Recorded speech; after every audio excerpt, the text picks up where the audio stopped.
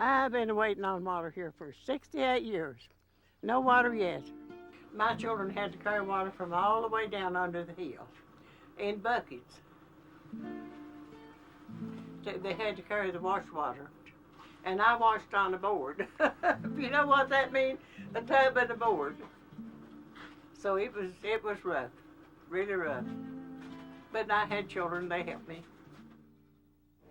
Well, it was pretty rough.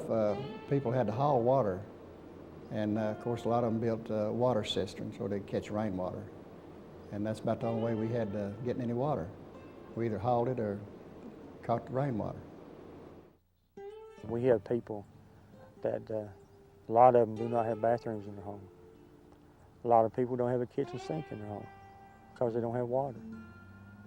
And this is approaching the year 2000 and going outside using the bathroom. Everybody's desperate for it, whatever it takes.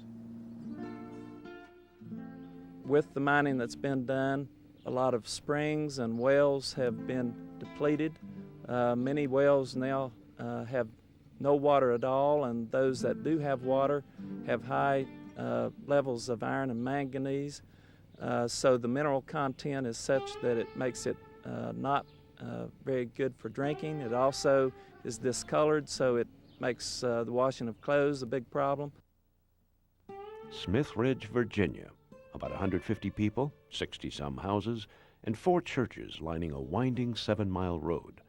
By the fall of 1997, these mostly low-income people were desperate for a reliable supply of fresh water.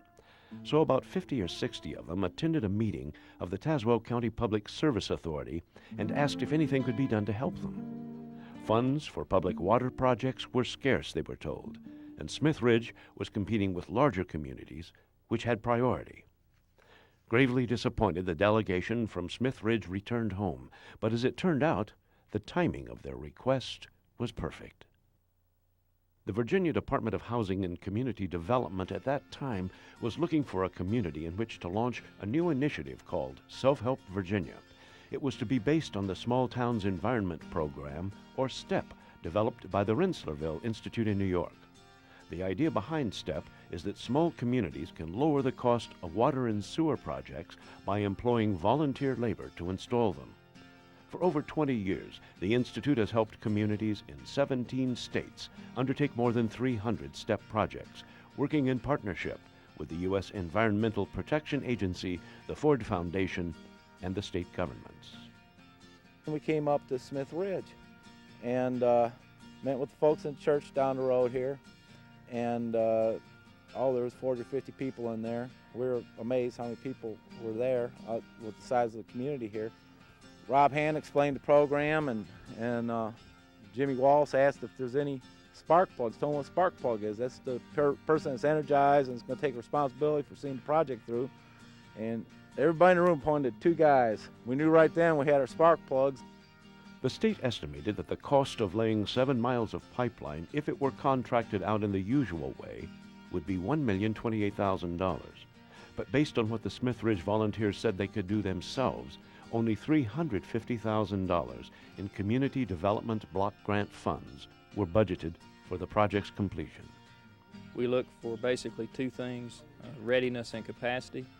Readiness means that they acknowledge that they have a problem, and the problem is significant enough that they'll go to extraordinary measures to alleviate it.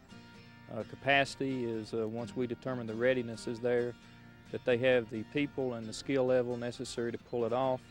And there has to be a local person in the community called a Sparkplug who has the energy to get the community motivated and coordinated and schedule the work hours and work sessions.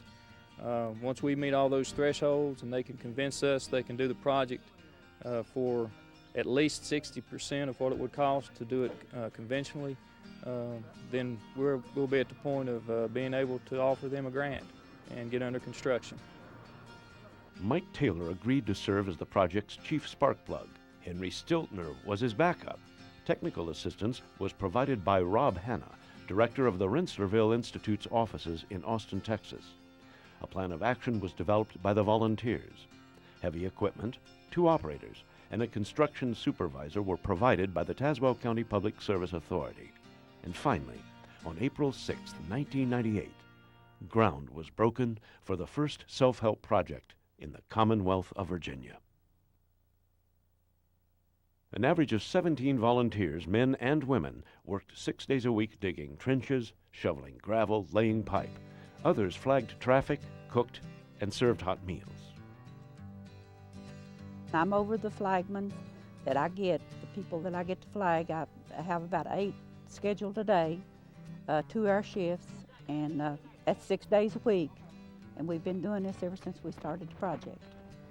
And they've been good to come out, the community has, the people of the community has been good to come out and help us with it.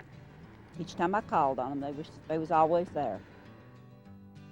A nearby grocery store and 2 fast food restaurants donated meals 3 days a week.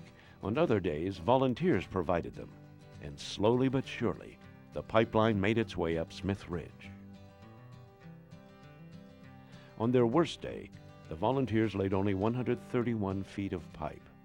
But on one remarkable day, they laid 2,440 feet, a national record for step projects. The Department of Housing and Community Development estimated that it would take from 6 to 9 months for an experienced private contractor to complete the project, so the volunteers of Smith Ridge were given an easy 24 months. They completed it in under 3. 7 miles of pipeline, including 1,111 feet of 6-inch pipe, 35,584 feet of 4-inch pipe, and 16,895 feet of 3/4-inch pipe. Total hours of volunteer labor, 3,652. Total cost, about $250,000, which represents a 75% savings. Some of the things that we did and run interference for them on was procurement of materials, the engineering, permits, things that they weren't used to doing. But as far as the construction, we showed them a little bit about how to lay water line, and along with a few people from the Public Service Authority, they have now laid 29,000 feet of pipe. And I would match their quality with anybody's. Near the end of August, Governor James Gilmore came to Smith Ridge to help dedicate the pipeline and pay his respects to the dedicated, self-reliant men and women who built it.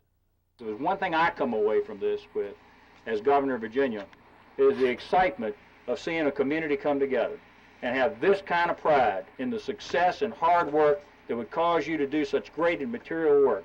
The spirit of this community is something you can just about reach out and touch.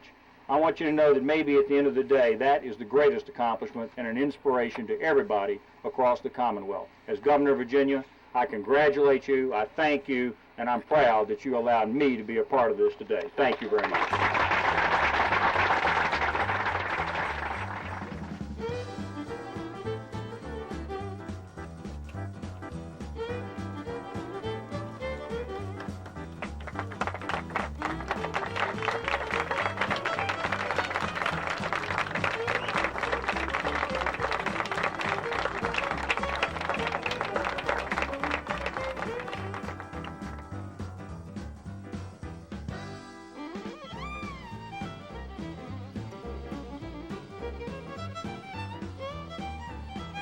Smith Ridge is proof that this will work in Virginia. If someone thinks they want to pursue a self-help project in Virginia, they need to contact the Center on Rural Development in Richmond and let them know that they're interested, and we will start the process of trying to determine if we think their community can pull this off.